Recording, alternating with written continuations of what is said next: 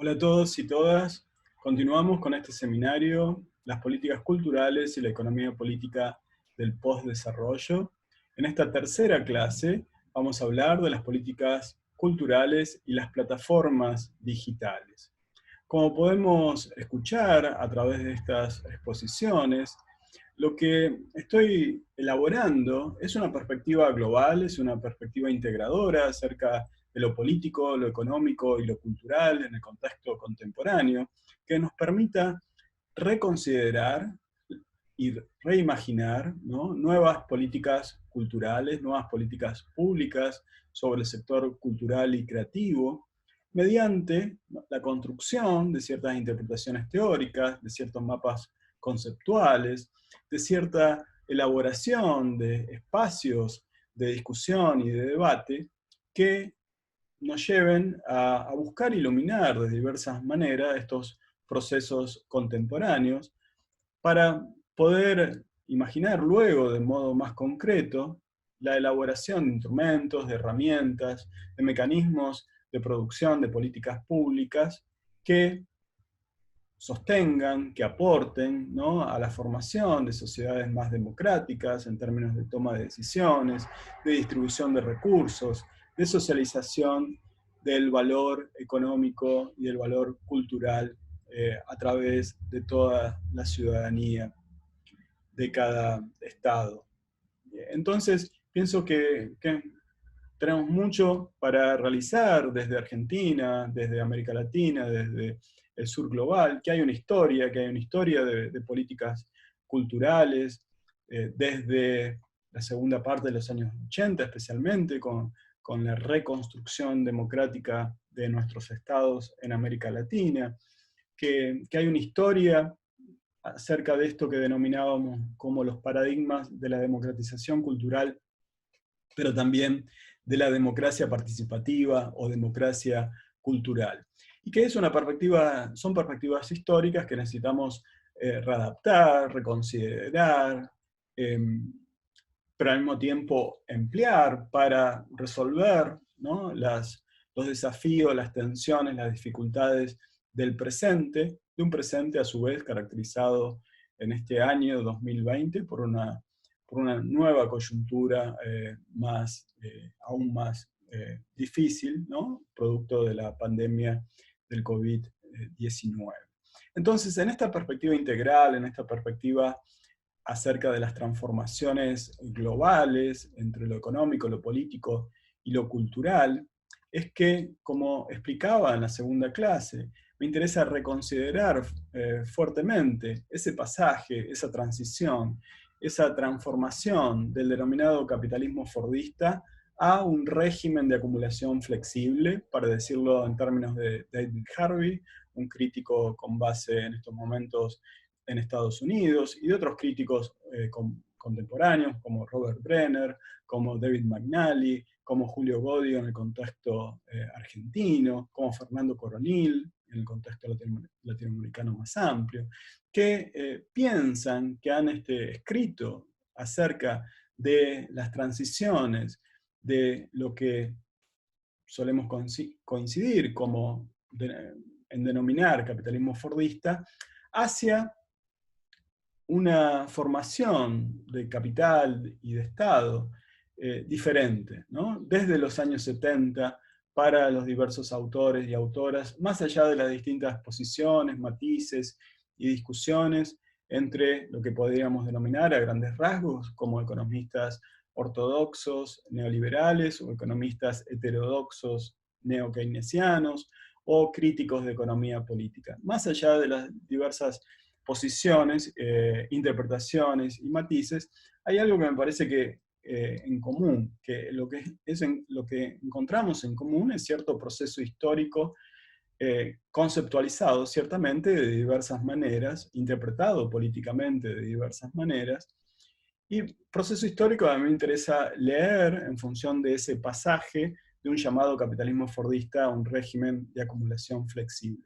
¿Qué quiere decir esto? Bueno, quiere decir que en términos de David Harvey, en su libro La condición de la posmodernidad, para Harvey y otros autores encuentran, ¿no?, que el capitalismo fordista se había caracterizado por cierto modo de regulación y régimen de acumulación.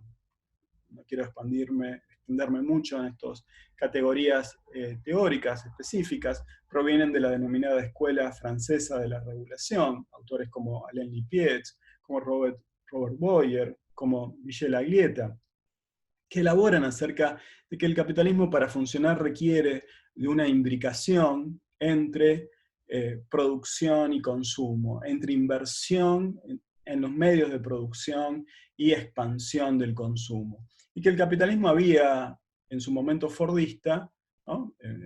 En función del nombre de Henry Ford, que imaginó la línea de montaje en las fábricas automotrices, el capitalismo fordista le había encontrado cierta, por lo menos, solución durante un par de décadas a este proceso al imbricar de manera efectiva las relaciones entre aumento del empleo, aumento de la productividad, aumento de los salarios, expansión, por ende, de la producción de mercancías, mayor consumo y reinversión constante por parte de las empresas de las ganancias y de las utilidades obtenidas en ese proceso continuo de generación de nuevas mercancías. Empleo masivo, producción masiva, consumo masivo de muchas mercancías para todos los consumidores y consumidoras, pero con pocos formatos, ¿no? Y que caracterizaba, como explica David Harvey, todos los sectores de producción capitalista, tanto en el norte global como en lo que se va a llamar, por ejemplo, en términos de Alain Lippietz, como capitalismo o como fordismo periférico, que caracterizaba, por ejemplo, ciertamente la industria automotriz, pero también toda la producción cinematográfica de Hollywood. Por ejemplo, Toby Miller, en su libro sobre Hollywood global, explica muy bien que en la década del 30, en la década del 40, el Hollywood clásico también se caracterizaba por la producción estandarizada de películas, por lo que Adorno y Horkheimer, en un capítulo titulado La industria cultural del libro La dialéctica de la ilustración, llamaban la estandarización de los guiones, la estandarización de la manera de filmar, la estandarización de cuánto tenía que durar una canción en la radio, la estandarización en toda la producción de estadísticas, en toda la medición, por ejemplo, de las audiencias en la radio, ¿no? Todos los estudios de audiencias y los estudios de públicos y de lectores.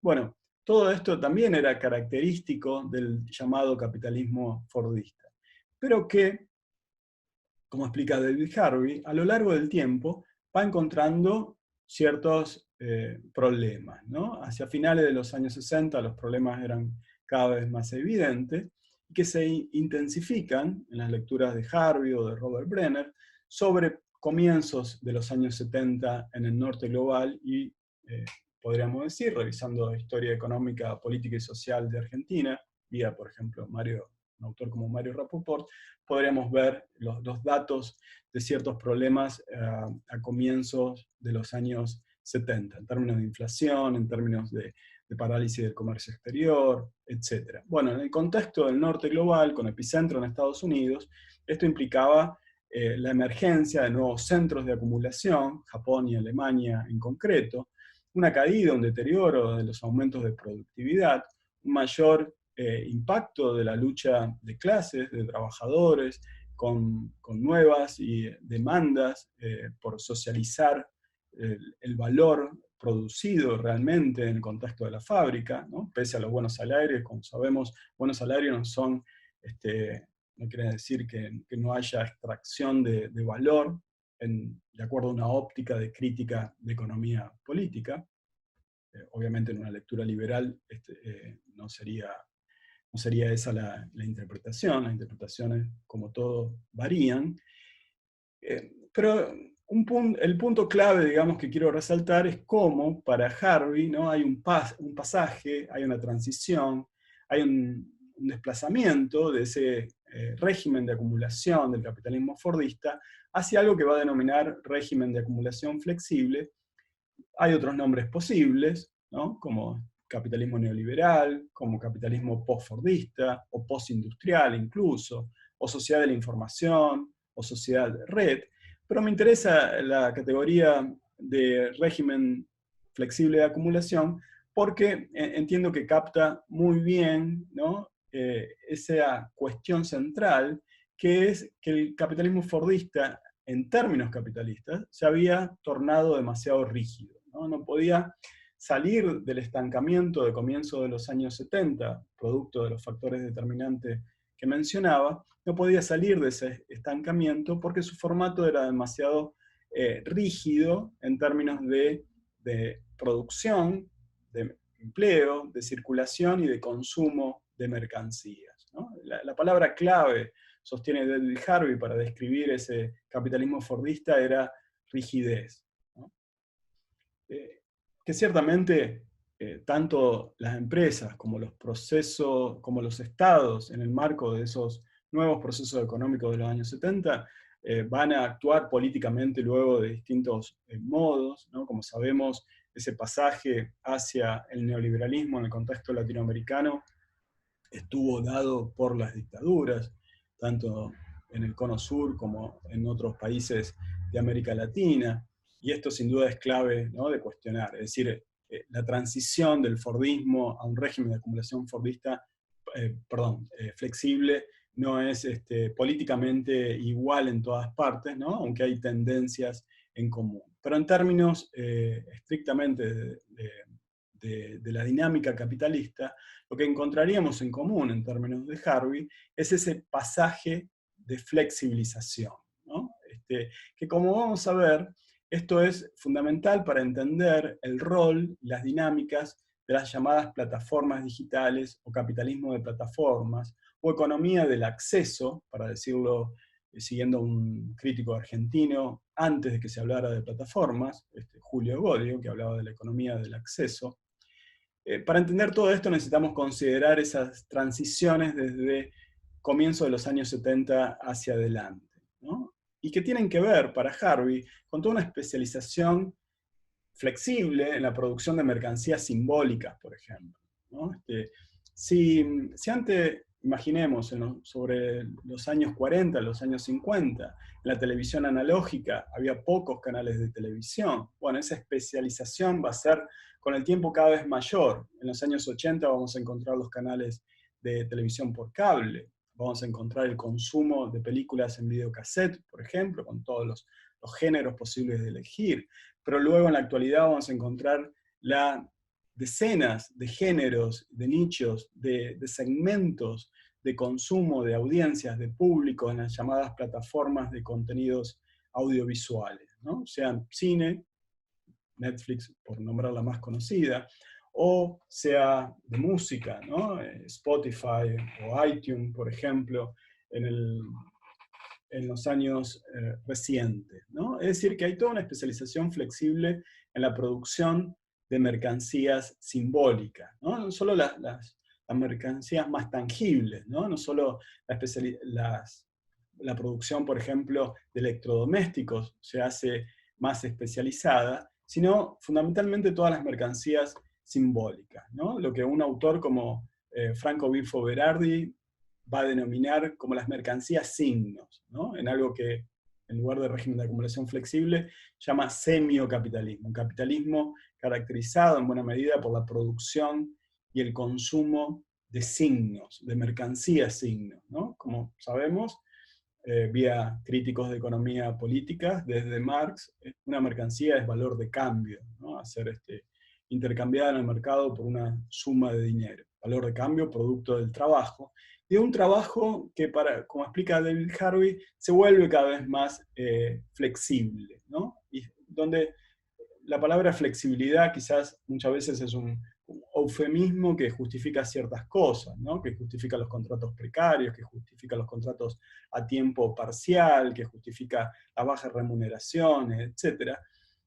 Y que caracteriza fundamentalmente todo el sector de las industrias culturales y creativas en todo el plano internacional y ciertamente en el contexto argentino también, donde, como decía, el trabajo no registrado en el sector cultural y creativo es en torno al 30%, y en torno a otro 30% es trabajo no asalariado, ¿no? Luego vamos a ver algunas estadísticas del sistema de información cultural de Argentina, que es muy interesante en ese sentido, los datos que nos brinda.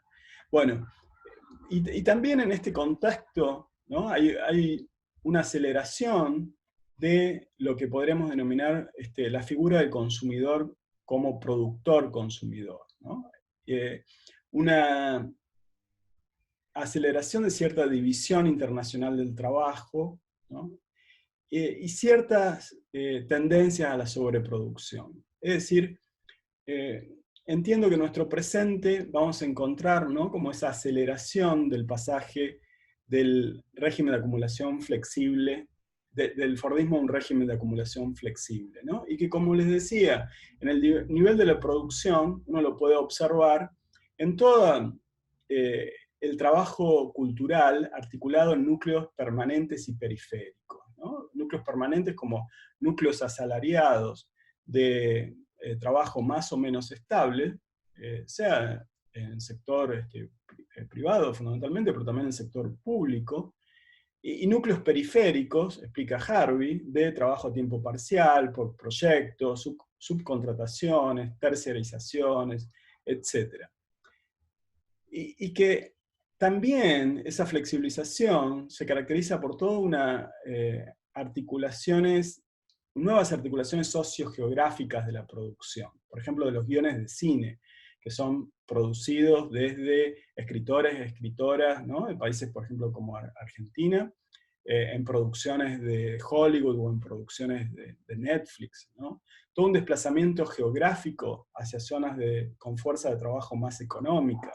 Estos son procesos característicos de ese pasaje de un régimen fordista a un régimen de acumulación flexible.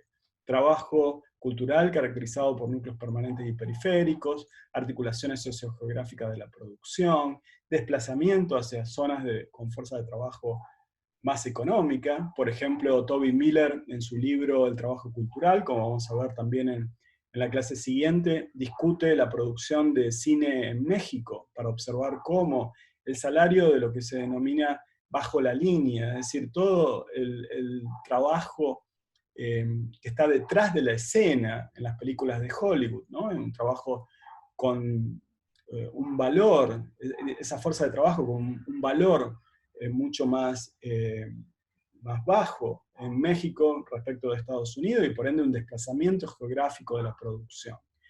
Fusiones y adquisiciones es otro signo de estas transformaciones a nivel de la producción en el régimen flexible.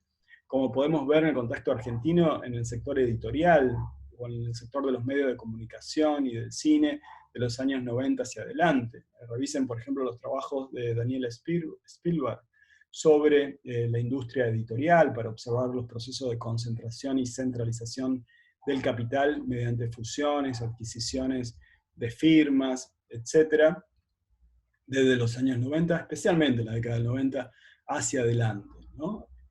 También formas de subcontratación y trabajo autónomo caracterizan, ¿no?, este régimen de acumulación flexible en términos de Harvey. Y eso lo podemos encontrar muy rápidamente en el sector cultural y creativo, en donde existen infinidad de productores, productoras, por ejemplo, de diseño de indumentaria, de joyas, de juguetes, de mobiliario urbano, cuyo trabajo es independiente, es autónomo, pero que está englobado o que funciona o que es canalizado a través de las plataformas digitales controladas por las principales corporaciones. La movilidad transnacional del trabajo cultural es también un aspecto clave de ese régimen de acumulación flexible, en donde encontramos, ¿no?, como otro signo de la flexibilidad a nivel de producción, todos los procesos de convergencia digital, básicamente el denominado triple play: telefonía, internet, televisión, ¿no? El énfasis en estos procesos de producción de signos como les decía en la clase pasada, en la propiedad intelectual, en los derechos de copyright, de patente, de franquicias, de licencias, lo que Bodio denomina economía de acceso, por ejemplo. Toda la financiarización de la producción simbólica es también clave en esta flexibilización del capitalismo, para decirlo de algún modo, ¿no? Encontramos que, por ejemplo, bancos e instituciones financieras producen espectáculos, ¿no? Y gestionan teatros o gestionan recitales. La producción global de eventos, desde el Mundial de Fútbol a la televisación de las Olimpiadas en tiempo real, a todas las ligas deportivas, ¿no? Con sus diversas clasificaciones y sus diversas jerarquías de valor económico, deportivo y de capitalización, podríamos decir. Toda la producción de eventos por parte de las empresas de telecomunicaciones, ¿no? Por ejemplo, de recitales. La flexibilización también se observa en el nivel de producción, en toda la lógica de relanzamiento, de producción multimedial de contenidos, ¿no? De las principales películas más vistas, por ejemplo, de Hollywood, una parte de ellas son remakes o son secuencias, ¿no? de otras películas. La producción de festivales, ¿no? De eventos. Es decir, hay un énfasis en este capitalismo flexible en la producción simbólica, en el consumo simbólico, en parte, no solo a través de las mercancías, signos digitalizados, ¿no? Y que se mediatizan a través de las diversas pantallas, sino también de la producción de eventos, el evento como mercancía, ¿no? Sea un partido de fútbol, sea otro evento deportivo, sea un festival de rock, ¿sí? Sea una conferencia. Bueno, toda esta producción flexible de signos, de valor simbólico, mediante la elaboración de eventos, es también clave. Por eso, como decía en la primera clase, una parte de las políticas culturales está enfocada en la producción de espectáculos y festivales y tiende a predominar sobre la producción, la administración, ¿no? La elaboración de programas sustentados en talleres, en centros culturales o en programas barriales, aunque estos son muchas veces reformulados en lógicas, a mi entender, con una clave más asistencial. Y esto es discutible, pero entiendo que es un proceso interesante a observar. Es decir, volviendo, para pensar, ¿no? Esa relación entre políticas culturales y plataformas, necesitamos reconsiderar el paso de un régimen de acumulación fordista a una situación más flexible, dinámica, ¿no? Especializada del capitalismo contemporáneo. Y lo que observamos en los minutos pasados, lo busqué explicar en el nivel de producción, ¿no? Que estoy distinguiendo de un modo meramente analítico, en el sentido de que actualmente producción, circulación y consumo están imbricados, están integrados, ¿no? Pero en términos analíticos podemos distinguir entre lo que sucede en la producción de mercancías, signos o eventos, y también en el nivel de circulación y en el nivel de consumo. Por ejemplo, en términos de circulación, toda la prensa online, ¿no? Esta desaparición o esta tendencia, ¿no? A que no se vendan periódicos impresos, por ejemplo. Todas las plataformas de contenidos audiovisuales, como mencionaba, Netflix, Spotify, que vamos a ver más luego. Toda la producción de contenidos por suscripción y gratuitos, ¿no? Y a veces por suscripción y gratuitos al mismo tiempo, dependiendo del contenido, ¿no? El diario, por ejemplo, la revista o el canal de televisión en la plataforma puede elegir qué contenido va por suscripción y qué contenido es gratuito, ¿no? Y en buena medida, la generación de nuevas políticas públicas también tiene que ver con esto, ¿no? Cómo lograr, por ejemplo, cierto ingreso, podríamos decir, básico por suscripción de ciertas plataformas para poder subvencionar, ¿no? La circulación de cine argentino. donde por ejemplo en la plataforma de Cinear, ciertos contenidos son de acceso universal gratuito y otros, como estrenos, serían pagos. Bueno, toda esta combinación especializada es característica del régimen actual, del régimen económico actual, ¿no?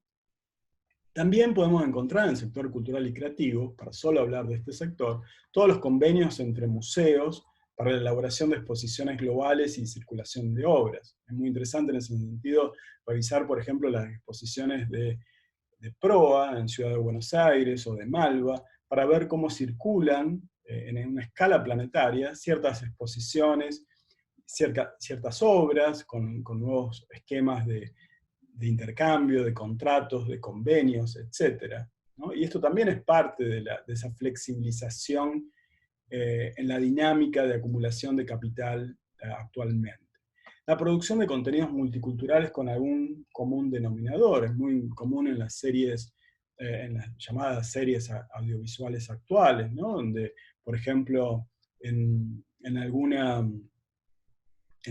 serie en concreto como Casa de Papel, uno puede encontrar diversos acentos en castellanos reconfigurados, ¿no? con algún acento en común. Muchas veces es el acento latino, ¿no? No es tanto el caso de la serie que estaba mencionando, pero sí de muchas otras, ¿no? Pasa con muchas películas de Hollywood o producciones de Netflix, por ejemplo, ¿no? Lo latino como una suerte de común denominador de diversos contenidos multiculturales que atraviesan América Latina. Esto es clave para imaginar cuáles serían nuestras políticas culturales de producción cultural o de sostén, apoyo a la producción cultural.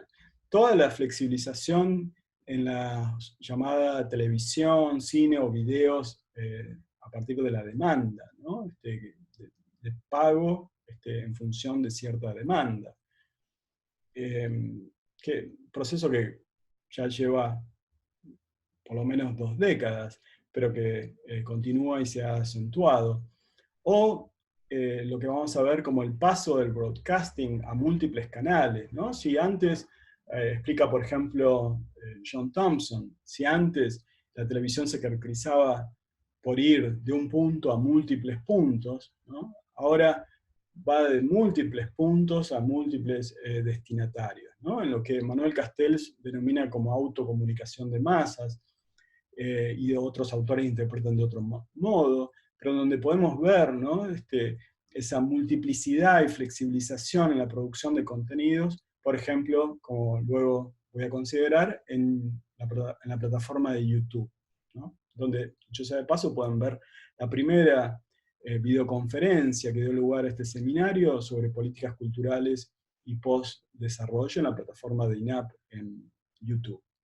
También toda una micro comercialización de contenido, ¿no? Me parece emblemático, por ejemplo, las plataformas de música como iTunes y la compra de música por canción.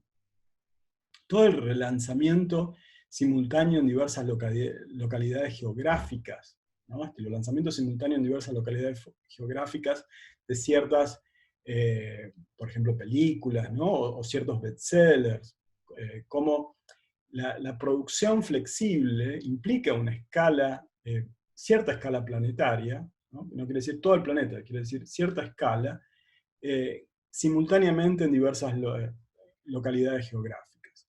Toda la comercialización y el consumo de aplicaciones en teléfonos celulares, los dispositivos con múltiples funciones, los videojuegos que funcionan en tiempo real en una escala planetaria, ¿no? El juego de videojuegos, por ejemplo, en plataformas como Twitch, o en las plataformas de juegos de YouTube,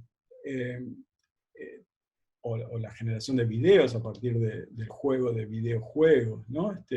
El paso de la radio al podcast, ¿no? También como nuevos segmentos especializados de producción, circulación y consumo. Nuevos canales de distribución en donde es sumamente importante todo el caso, por ejemplo, de Amazon, ¿no? Y esa articulación de las tiendas online y los sistemas de distribución, cuyos monopolios también son objetos de fuertes discusiones en una mirada global crítica, ¿no? Las redes sociales digitales como nuevos circuitos, ¿no? Formas de comercialización, difusión y consumo, como la red social integra la difusión con la comercialización y el consumo, a partir de la mercantilización de los datos, ¿no? de los usuarios, de las usuarias de las redes, que como sabemos no es el dato del individuo, ¿no? Identificado en términos personales, sino que es el individuo abstraído, ¿no? Son los datos de, bueno, a X personas tienen X gustos, ¿no? Visitan X sitios web, tienen X referencias financieras, tienen X prácticas online, etcétera, etcétera, ¿no? Esto es lo que es mercantilizado luego por las redes sociales digitales. Es decir, que toda la transformación de la circulación en términos de ese paso de Fordismo al régimen de acumulación flexible, lo podemos observar muy bien en los cambios de circulación en el sector cultural y creativo. Y junto a esto, los cambios en el consumo, ¿no? La formación de nichos especializados, la formación, por ejemplo, de denominadas editoriales independientes, ¿no? De toda la clasificación de contenidos, pueden ver, por ejemplo, las plataformas de cine en ese sentido, la personalización que implica de los contenidos, ¿no? Cuando visitamos cierta plataforma digital, por ejemplo, una librería online, luego nuestro posterior acceso está personalizado en función de lo que hicimos antes y en función de lo que hicieron otros usuarios, usuarias con similares tendencias de comportamiento online, podríamos decir, ¿no? Es decir, que la mercancía es personalizada, personalizada en el sentido de estar dirigida a un objetivo específico, ¿no? E inclusive los formatos de lenguaje que utilizan, por ejemplo, las plataformas digitales. Todos los cambios en el espacio físico de consumo de las mercancías, por ejemplo, antes el consumo de televisión era el consumo de la televisión en el living familiar. Bueno, hoy el consumo de contenidos audiovisuales puede ser en la televisión en el living, con una familia transformadas, rearticuladas, ¿no? Con nuevas formaciones de núcleos familiares, pero también en el celular, también en una tableta, también en el viaje al trabajo, cuando viajamos al trabajo, o en otros contextos, ¿no? El contexto, por ejemplo, de un campus universitario, etc., ¿no? Hay un cambio del espacio físico, hay una especialización, una flexibilización del espacio físico de consumo de contenidos audiovisuales, que se observa también, por ejemplo, en el denominado turismo virtual, ¿no? Es decir, viajar mediante lo virtual, ¿no? Viajar navegando por internet.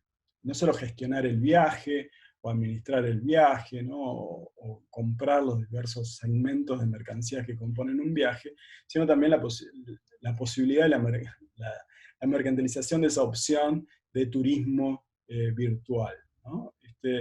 Por ende, los tiempos de consumo también se vuelven como más instantáneos y más prolongados al mismo tiempo, ¿no? Una suerte de paradoja. Por un lado, los consumos de tiempo de las mercancías tienen que ser más breves. Piensen, por ejemplo, en la duración de los videos, de nuevo, en un canal como YouTube, o la eliminación de las introducciones de ciertas canciones en las plataformas digitales, la producción de canciones, eliminando las introducciones largas para que sea más instantáneo el tiempo del consumo esencial de determinada canción. Esto es muy característico de los tiempos actuales de consumo. En el contexto académico, por ejemplo, la producción, en algunos contextos académicos al menos, de cursos más intensos por la cantidad de contenidos en menor tiempo. ¿no? Pero que al mismo tiempo muchas veces implica cierta prolongación, ¿no? de intensidades en lo que en términos coloquiales a veces escuchamos como una maratón de series, por ejemplo. Bueno, también toda una nostalgia por productos artesanales y de otra época, ¿no? El consumo de nostalgia es muy característico de este nuevo escenario de capitalismo flexible o de régimen de acumulación flexible en términos de Harvey. Lo que vamos a ver también como característico en el nivel de consumo, los procesos de vigilancia de consumidores, consumidoras, ¿no? En inglés se dice surveillance, como los esquemas de control, ¿no? De monitoreo de consumidores, de consumidoras, de usuarios, usuarias, por ejemplo, de redes sociales digitales. Por ejemplo, en la muy debatida cuestión esencial de pensar, que son los términos de los contratos de privacidad en el uso de las redes sociales digitales particularmente.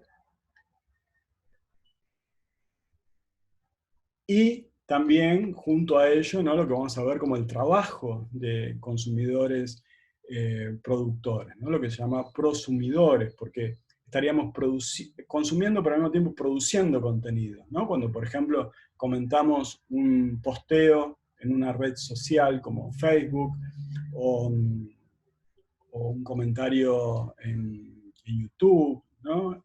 Bueno, en ese sentido no solo estamos consumiendo con un me gusta el posteo que vemos, también estamos produciendo algo, estamos produciendo un me gusta. Y eso sostienen diversos autores, como Christian Fuchs, que les recomiendo leer eh, para todas estas discusiones, observan cómo, ¿no?, se mercantiliza esta continua generación de datos que producimos en nuestra interacción online, que como vamos a ver no significa la interacción de toda la sociedad, todo el momento y de la misma manera, ¿no? Sino es clave también pensar en las desigualdades, en esos circuitos, ¿no?, del capitalismo digital global, podríamos decir.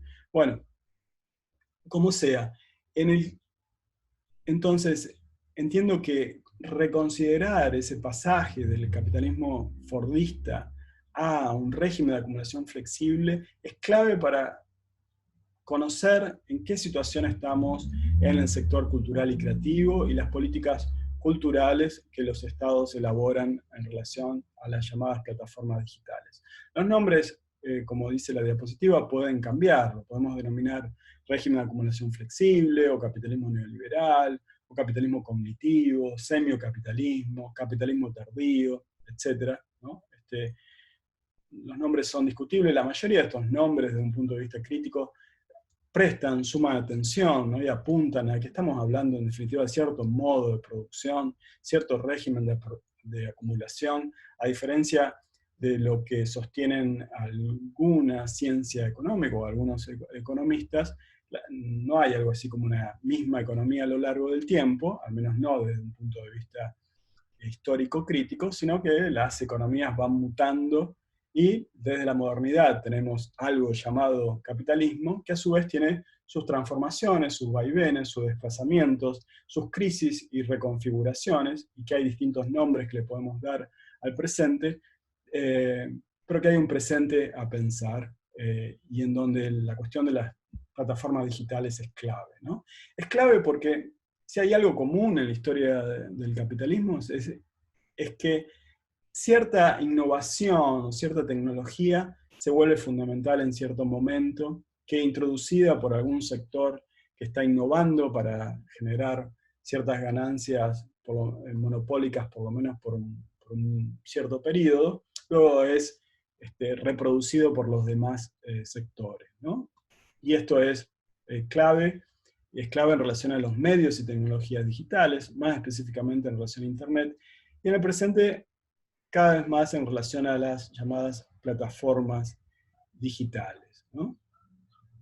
En donde, eh, como explica Néstor García Canclini, por ejemplo, o Nicolás Graham, hay hay también un cambio, ¿no?, en el tiempo, ¿no? Un poco pasamos del tiempo largo de las instituciones culturales, sostiene García Canclini, al tiempo corto, ¿no?, o al tiempo breve, instantáneo, de la producción, la circulación y el consumo digital. Y esto es fundamental de observar, ¿no? García Canclini va a decir, de la radio al podcast, ¿no?, de la televisión a YouTube, del cassette a Spotify, del zapping a googlear, podremos decir, de la consola de videojuegos a los juegos en línea, ¿no? Esto implica ver los cambios de prácticas y de cambio de producciones culturales desde los años 80 hacia adelante, por ejemplo, ¿no? Y en donde quienes controlan los sistemas digitales de distribución también controlan, ¿no?, quienes controlan los sistemas digitales de distribución, perdón, controlan la generación de ganancias, ¿no? No pasa tanto por la elaboración de productos originales, o no solo por la producción de productos originales, sino por el control de los sistemas digitales de distribución, es decir, de circulación. Ahora bien,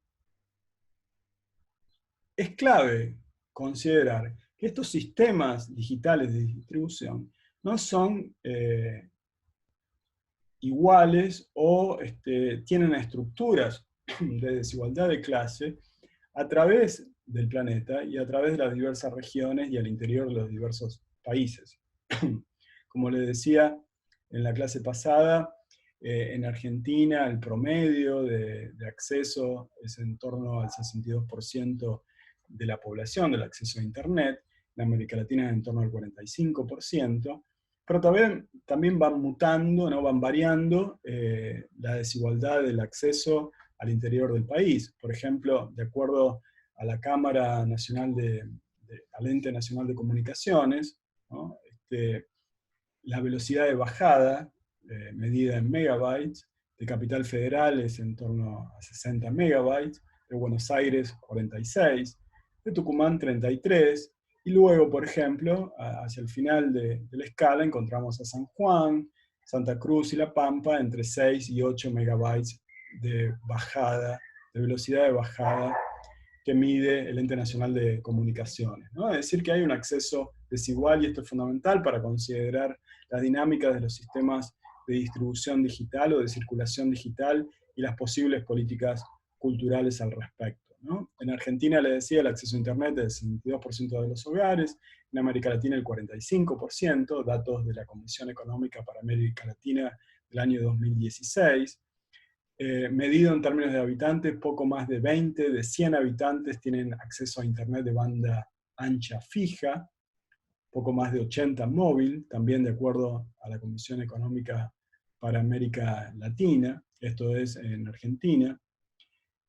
De acuerdo a ENACOM, 120 de cada 100 habitantes tienen acceso a la telefonía móvil, pero esto obviamente es un promedio. Hay personas que tienen 2, 3 o más celulares, y hay personas que no tienen celulares, ¿no? Como sabemos, los promedios en estadística son sumamente engañosos. No obstante, dan al mismo tiempo cierta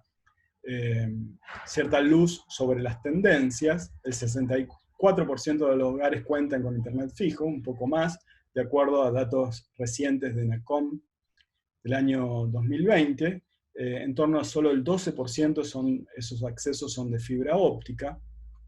Y de nuevo, el acceso es sumamente desigual. En Formosa, desde el 31% de los hogares, en la ciudad de Buenos Aires sería de más del 100% de los hogares. Ahí yo revisaría la estadística, pero es lo que están mostrando las estadísticas actualmente, ¿no? Revisaría este último dato de Ciudad de Buenos Aires, ¿no? Me gustaría ver nuevas estadísticas al respecto. Como sea, sobre Santa Cruz sería en torno al 35%, San Luis el 78% y Córdoba el 72%, ¿no? Mientras que los usuarios de Internet, datos de Comisión Económica para América Latina de nuevo, de la OSD sería el 80% de la población, ¿no? medido no por hogares, sino por usuarios de Internet. Es decir, que el acceso a las tecnologías, a los medios y al Internet como sistema de circulación y distribución es sumamente desigual a través del planeta y al interior de cada país latinoamericano al mismo tiempo, ¿no? Y es interesante en ese contexto, ¿no?, ver qué pasa en términos de las plataformas digitales. Porque, por ejemplo, eh, Netflix, solo en la primera parte del año 2020, de acuerdo a Forbes, habría sumado en torno a 16 millones de usuarios, ¿no?, en torno a 200 millones de suscriptores. Argentina se estima, de acuerdo a informaciones periodísticas, que tiene en torno a 4,5 millones de suscriptores de Netflix. Está entre los 10 países con más usuarios en todo el mundo. Como decía, esto es un dato clave en la balanza comercial de servicios culturales digitales de Argentina. Mientras que por otro lado, por ejemplo, las visualizaciones totales por trimestre en el año 2019 de Cinear alcanzaron los 400.000 vistas o visualizaciones, ¿no? En Netflix, por ejemplo, a lo largo del año 2020 se propuso incrementar en 20% sus ingresos anuales, en torno a un poco más de 100.000 millones de dólares, con ganancias de en torno a 615 millones de dólares, de acuerdo, de nuevo, a información periodística, ¿no? Es decir que piensen en el impacto y piensen en la dimensión de las plataformas digitales de pocas corporaciones a nivel global. YouTube se estima que posee en torno a un poco menos de un tercio de la población mundial como espectadores, 2.000 millones de espectadores, solo 308 millones de espectadores en India, ¿no? El impacto en términos de vistas de las canciones más vistas, por ejemplo, de los videos de las canciones más vistas en YouTube, es realmente notable, ¿no?, alcanzando en torno a 7.000 millones de vistas, con videos subidos hace 2 o 3 años. Los canales con mayor suscripción, el canal con mayor suscripción es un canal de India, que tiene 160 millones de suscriptores, ¿no? Otros llamados influencers o youtubers más específicamente, es decir, productores de videos de YouTube, alcanzan en torno a los 100 millones, los más vistos, en torno a 100 millones de suscriptores, ¿no? Solo en 24 horas, por ejemplo, la visualización de algunos videos alcanza 200 millones de vistas. Por ejemplo, una producción de Paramount Picture. Hay una plataforma que se llama Business of Apps, que entiendo tiene buena información periodística acerca de las diversas plataformas, y pueden seguir otros datos más sobre estas diversas plataformas, ¿no? Por ejemplo, solo en YouTube habría en torno a 2.600 millones de horas de videos de juegos, ¿no? Uno de los videos, las formas de video más populares en términos de circulación, es los videos que cuentan cómo jugar a los videojuegos. También las ganancias de YouTube, como les decía en la clase pasada, alcanzarían en torno a los 15.000 millones de dólares, ¿no? Es decir, que la dimensión de las plataformas digitales es ciertamente notable, ¿no? Solo 44.000 canales de YouTube tienen al menos 250.000 suscriptores. Pero el 10% de esos canales representa el 70% de los videos subidos.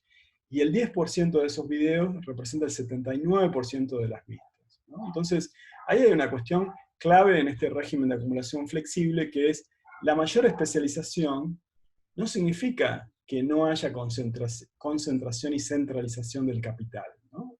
Esa es la dinámica dialéctica o contradictoria, tanto del capitalismo en su etapa fordista, de otro modo, como en la etapa actual, ¿no? Es decir, hay cierta contradicción entre especialización y concentración.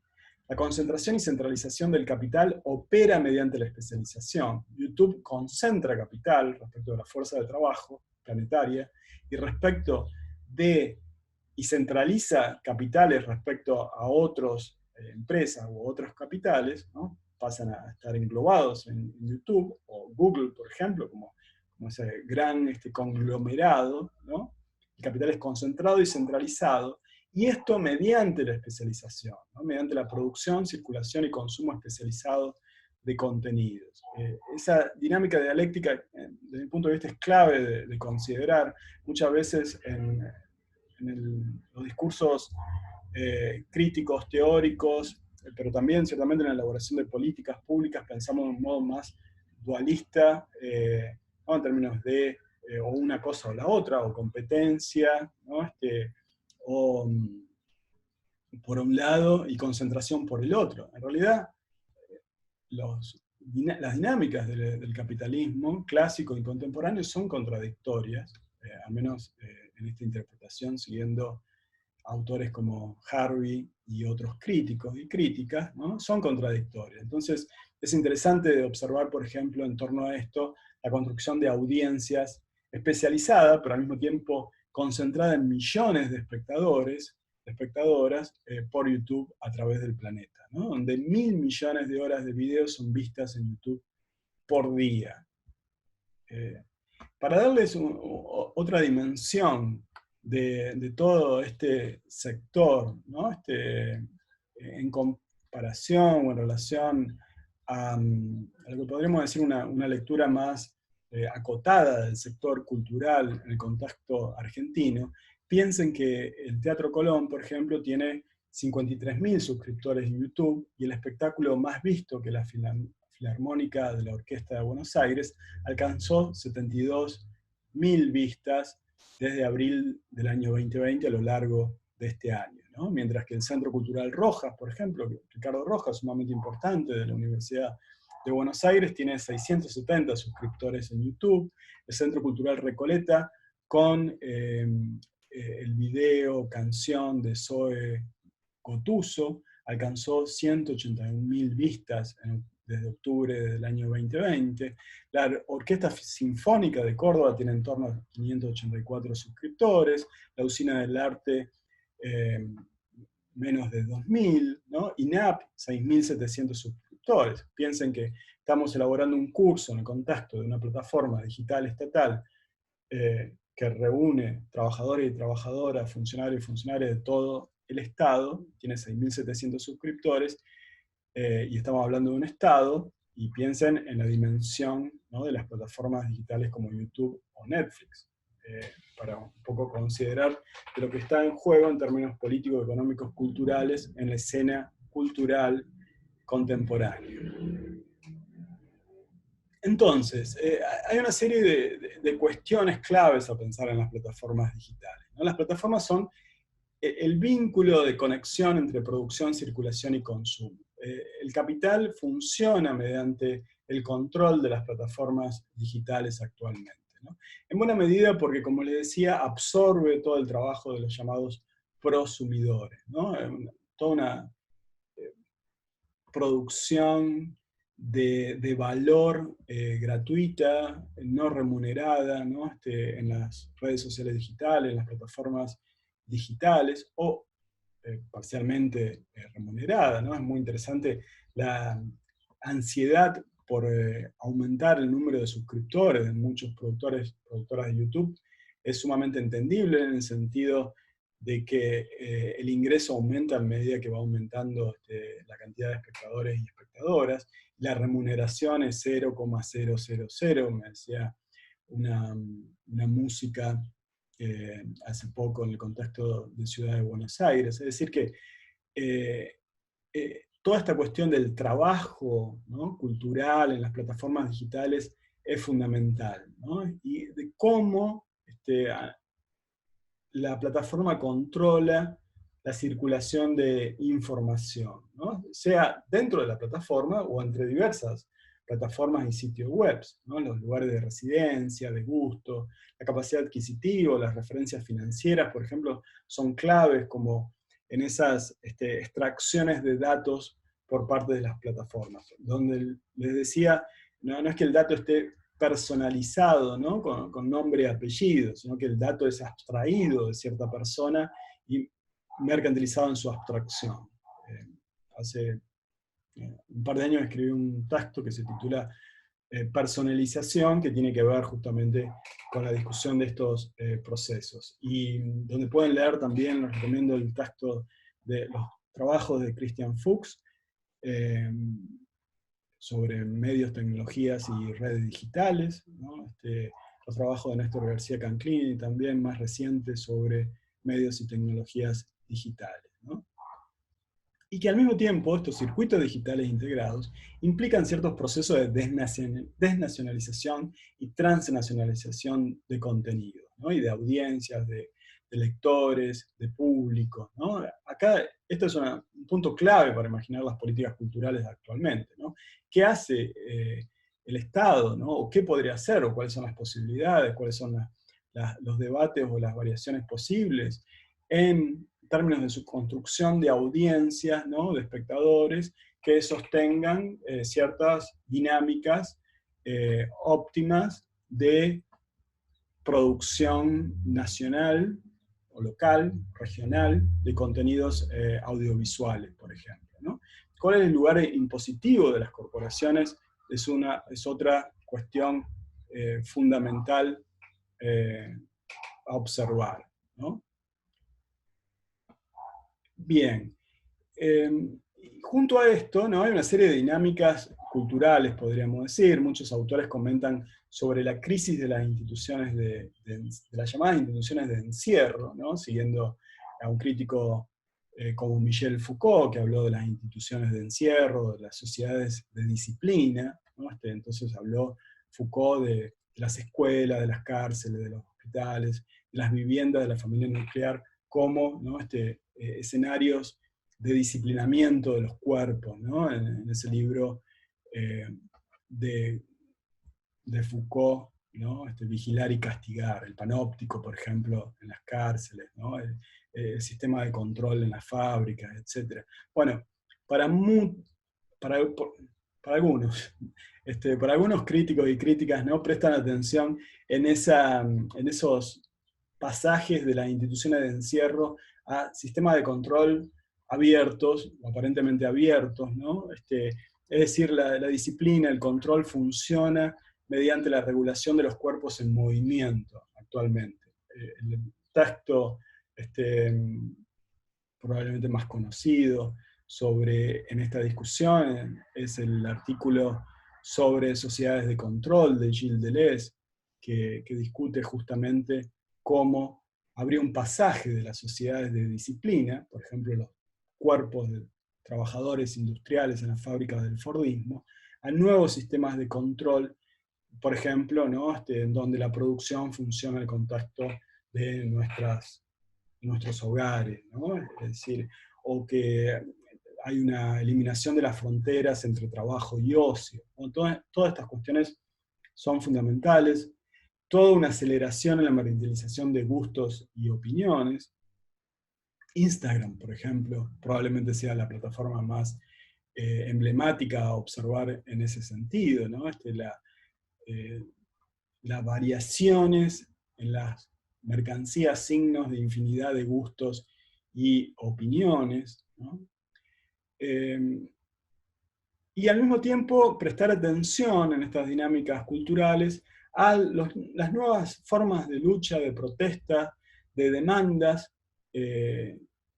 García Canclini, en una exposición reciente sobre las instituciones fuera del lugar para la Universidad de Sao Paulo, que pueden ver en YouTube, que es muy interesante, habla de las rebeliones de los vigilados, por ejemplo, ¿no? Es decir, de cuerpos que ponen en cuestión estos nuevos sistemas de control en las plataformas digitales de las corporaciones y de los estados cuando no garantizan ciertamente los derechos de privacidad y de transparencia en la información, ¿no? Los movimientos de copyleft, los movimientos por de derechos comunes de publicación y de uso de las publicaciones denominadas de acceso abierto. Esto es muy importante en toda la producción académica y desde mi punto de vista un área poco explorada y clave de nuevas políticas culturales tiene que ver con la producción editorial académica, pero en un sentido también más amplio. Creo que hay mucho para elaborar en el contexto argentino respecto de esto, ¿no? Y en parte ciertas editoriales de ciertas universidades lo están comenzando a hacer cada vez más, ¿no? La imaginación de nuevos sistemas de publicaciones abiertas que desafían, ¿no? El control editorial por parte de las corporaciones. En el contexto académico es sumamente emblemático por las restricciones de acceso a ciertas publicaciones científicas, por ejemplo, ¿no? Es decir, que hay nuevos desafíos. García Canclini se pregunta también acerca de los museos. ¿Pueden los museos dejar de ser como instituciones que reservaban, que custodiaban las tradiciones o que eran guardianes de la memoria y promotores de la experiencia o de las vanguardias, sostiene García Canclini, para ayudarnos a ser lugares de construcción de ciudadanía y de sentidos de la vida en común? Algo de esto hay, por ejemplo, en todos la producción de eventos en el contexto de las noches, ¿no? Las noches como cierto lugar de imaginación de nuevos museos. Creo que hay mucho para revisar, pero también para continuar elaborando, ¿no? Al respecto de cómo los museos se transforman en este escenario contemporáneo, que es un escenario de digitalización, pero que al mismo tiempo es un escenario de transformación de los espacios urbanos, ¿no? En ese sentido, los museos entren a diversos sitios web y van a ver el esfuerzo por operar de dos maneras, ¿no? Una manera en relación a el sitio web, ¿no? El sitio web del museo, ¿no? Por ejemplo, la mediatización de ciertos contenidos, pero también su espacio físico. Y no de un modo dual, sino pensando cómo uno potencia el otro y viceversa. Sucede también en el contexto académico en relación a las clases, ¿no? En los sistemas escolares de encierro, las clases son interminables de 4 horas, podríamos decir, y a veces continúan las clases de 4 horas, pero al mismo tiempo hay clases afuera, ¿no? De esas 4 horas, es decir, no es necesario 4 horas, puede ser menos tiempo y otra parte del tiempo de modo digital, ¿no? Y creo que esto abre nuevos escenarios de posibilidades, también de críticas y de diversas prácticas posibles, ¿no? La digitalización puede dar lugar a diversos procesos, ¿no? Pueden contribuir a la democratización, por ejemplo, o pueden acotar la democratización, pueden difundir y garantizar la circulación de voces y de palabras, o se puede volver, ¿no? Como la concentración de ciertos contenidos, ¿no? Y ciertas nuevas formas de estandarización, paradójicamente a través de las especializaciones flexibles, ¿no? Y para concluir es clave, ¿no? Retomar, entiendo algunos datos, como les decía, del Sistema de Información Cultural de Argentina, en donde los servicios culturales digitales pasan del 1% de las importaciones de los servicios culturales en el año 2011 al 49% en el año 2019. ¿No? Vean el enorme crecimiento en el consumo de plataformas digitales importadas en Argentina, ¿no? Al mismo tiempo, el 85% de esas importaciones provienen de Estados Unidos, fundamentalmente vía los contenidos de Netflix, y el 15% de Suecia vía los contenidos de Spotify, como muestra los datos, los estudios del Sistema de Información Cultural de Argentina, por ejemplo, sobre los datos del comercio de bienes y servicios culturales publicado en el año actual, ¿no? Y mientras que Netflix, por otra parte, incrementa sus suscripciones en ese periodo, en torno al 3.400%, pasando de 96.000 a 3.3 millones de espectadores. Algunas estadísticas, esto de 2018, algunas estadísticas del 2020 señalan, como decíamos antes, 4.5 millones de espectadores y espectadoras en Argentina. El primer dato es algo inferior, por ejemplo, a la cantidad de suscriptores de Cablevisión TV, para tener una idea de las dimensiones, ¿no?, de las audiencias que estamos considerando. Es decir que aquí hay todo un terreno, ¿no? El terreno de las plataformas digitales es clave para reconsiderar las políticas culturales actualmente, ¿no? ¿Qué plataformas digitales crear? ¿Cómo hacerlo? ¿No?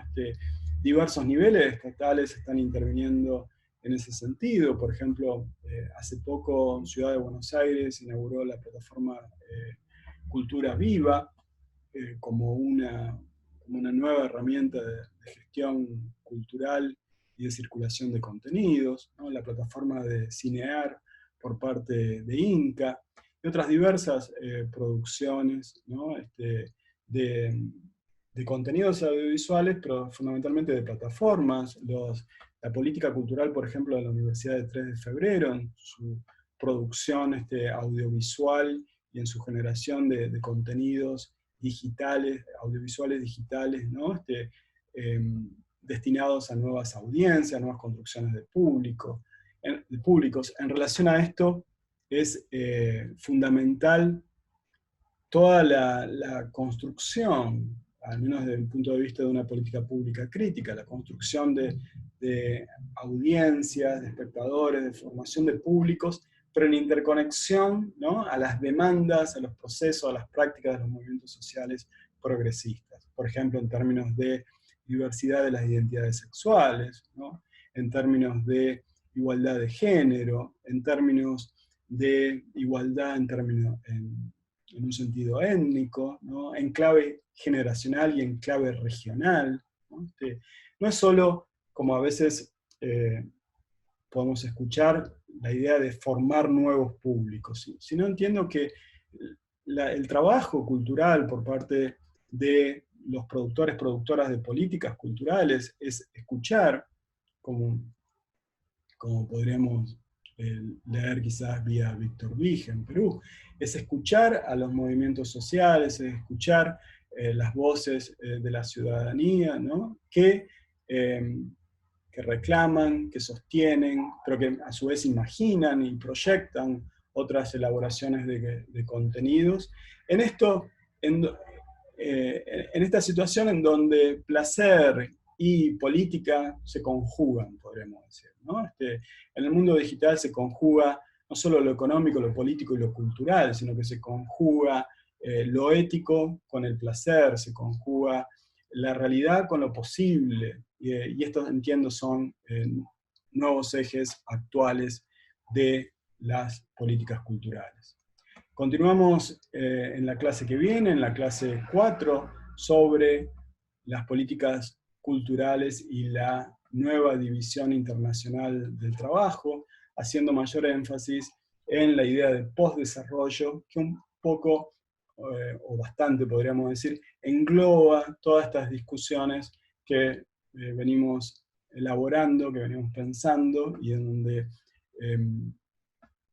espero leer los trabajos y las elaboraciones de ustedes, quizás pensando algunos casos, situaciones, condiciones concretas de políticas culturales en los temas que venimos tratando, en una perspectiva histórica, pero situada ciertamente en el presente. Continuamos entonces en la clase que viene.